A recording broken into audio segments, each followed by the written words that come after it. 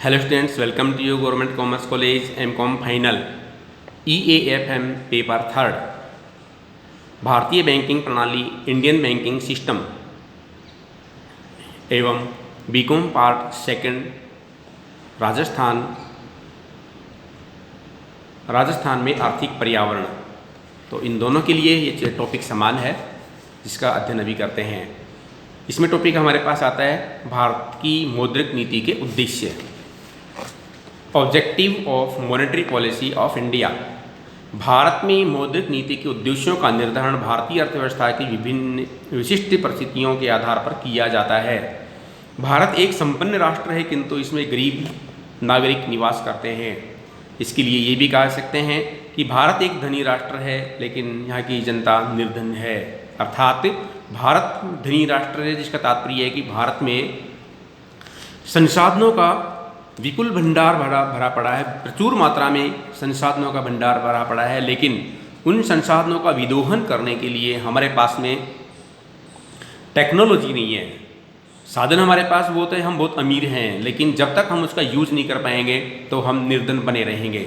ये गलती हमारे देश की अर्थव्यवस्था और देश की नेचर की नहीं है, ये गलती हमारी सोच और हमारे जो टेक्नोलॉजी है उसकी है, हमारी पॉलिटिक्स सिस्टम की है कि उसको हम प्रोसेस में नहीं ला पा रहे हैं। यह कहावत भारतीय आर्थिक परिदृश्य के संबंध में सामयिक लगती है। देश में जलवायु, खनिज संपदा, वन संपदा तथा सभी प्राकृतिक संसाधन प्रचुर मात्रा में उपलब्ध है, किंतु फिर भी अर्थव्यवस्था में गतिशीलता का अभाव पाया जाता है। क्यों पाया जाता है? क्योंकि देश की राजनीति है, वो राजनीति सिर्फ अपने फ़ायदे के लिए, अपने राजनेताओं के फायदे के लिए, अपने राजनीतिक प्रोत्साहन के लिए इस प्रोसेस को आगे बढ़ने देती ही नहीं है। जितना हो सके राजनीति करो, विकास कम। अतः देश की मौद्रिक नीति का यह मुख्य उद्देश्य हो जाता है कि अर्थव्यवस्था में गतिशीलता उत्पन्न करे। भारतीय रिजर्व बैंक की मौद्रिक नीति का अंतर्निहित उद्देश्य स्थिरता के साथ आर्थिक विकास करना रहा है। देश की मूलभूत आर्थिक सामाजिक स्थिरता के साथ आर्थिक विकास करना रहा है।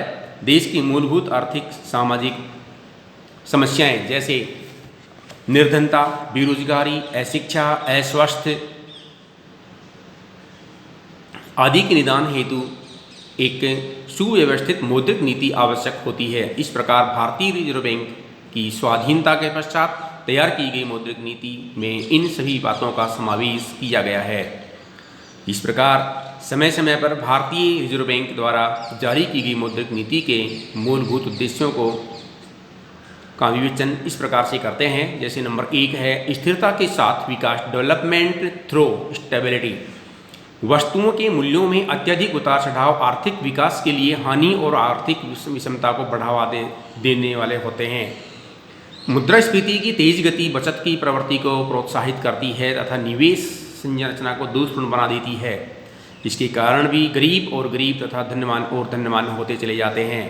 सामाजिक न्याय की स्थापना और आर्थिक विकास की गति तथा दिशा औचित्य के लिए मूल्यों में उतार चढ़ाव की प्रवृत्ति को नियंत्रित करना या रखना जरूरी होता है। अतः भारतीय रिजर्व बैंक द्वारा मौद्रिक नीति का मुख्य उद्देश्य स्थिरता के साथ आर्थिक विकास रखा गया है। नंबर 2 विनिमय दरों में स्थिरता, स्टेबिलिटी इन एक्सचेंज रेट।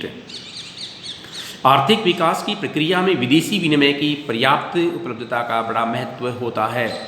विदेशी विनिमय की उपलब्धि भुगतान संतुलन की स्थिति तथा तदजनित विनिमय दर की स्थिति से संबंधित होती है। मौद्रिक नीति में निर्यातोन्मुख उद्योगों के साथ आयात प्रतिस्थापक उद्योगों को प्राथमिक क्षेत्रों में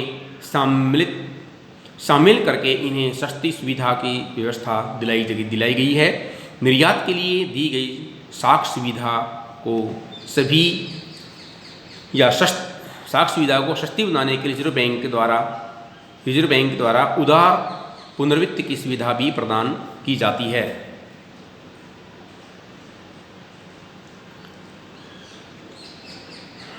नंबर 3 सुनियोजित आर्थिक विकास, प्लानेड इकोनॉमिक डेवलपमेंट।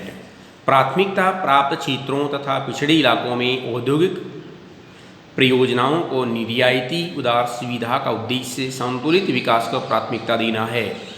चयनात्मक शाख नियंत्रण तथा विशिष्ट ऋण योजनाओं के द्वारा भी इसी उद्देश्य की पूर्ति में सहायता ली गई है। योजनाबद्ध आर्थिक विकास की प्रक्रिया के प्रारंभ में ही मौद्रिक नीति का उद्देश्य निवेश कार्यों के लिए संसाधनों को जुटाना और गतिमान करना रहता है।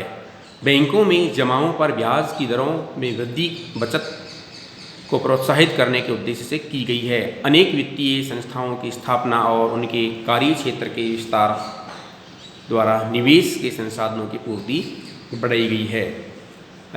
अंतिम नंबर 4 है रोजगार सृजन, एम्प्लॉयमेंट क्रिएशन। मौद्रिक नीति में लघु उद्योग, कृषि और कमजोर लोगों को जो रियायती उधार सुविधा की व्यवस्था दी गई है, उसका मुख्य उद्देश्य रोजगार के अवसरों को बढ़ाना होता है। देश में बढ़ती बेरोजगारी की स्थिति को देखते हुए भारत की मौद्रिक नीति की दशा का नए रोजगार के सृजन की ओर प्रवृत्त होना अत्यंत आवश्यक होता है। तभी आर्थिक विकास का लक्ष्य प्राप्त किया जा सकता है, इसके अभाव में नहीं किया जा सकता। रोजगार का सृजन, अब आप जानते हैं कि जैसे सरकारें चेंज होती है, सरकार चेंज होने से पहले हर सरकार का एक मुख्य नारा यही होता है कि देश में या अपने क्षेत्र में या अपने शासनकाल में जितना हो सके हम एम्प्लॉयमेंट डेवलपमेंट करेंगे, हम रोजगार के उद्देश्यों को बढ़ावा कर देंगे। जैसे अभी आज के ही न्यूज़ में बिहार में जो चुनाव चल रहे हैं उसके अंदर एक पार्टी कह रही है कि हम 19 लाख लोगों को रोजगार देंगे और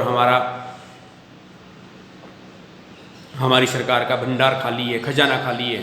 तो उसके अंदर इंटरव्यू के अंदर रिपोर्टर के द्वारा पूछा गया कि यदि सरकार के पास में खजाना खाली है तो आप रोजगार कैसे देंगे, कहाँ से देंगे, पैसा कहाँ से आएगा। दूसरी पार्टी के जो आगामी चुनाव जीतने वाले दूसरी पार्टी के व्यक्ति कहते हैं कि हम 10 लाख रोजगारों को सरकारी नौकरी देंगे। तो उनसे पूछा गया कि सरकार का वर्तमान में खजाना खाली, आप सरकारी नौकरी कहाँ से दोगे। तो ये हर किसी का एक नारा होता है कि हम रोजगार को पूर्ण रूप से आधार मान करके चलेंगे कि कोई व्यक्ति बेरोजगार ना रहे। लेकिन जब सरकार बन जाती है तो सरकार बनने के बाद में हर कोई गेंद उछालता है रोजगार की। जब सरकार बन जाती है तो सभी अपनी अपनी गेंद को अपने पास रख करके बैठ जाते हैं और कोई रोजगार की तरफ ध्यान नहीं देता है। इसीलिए कहते हैं कि भारत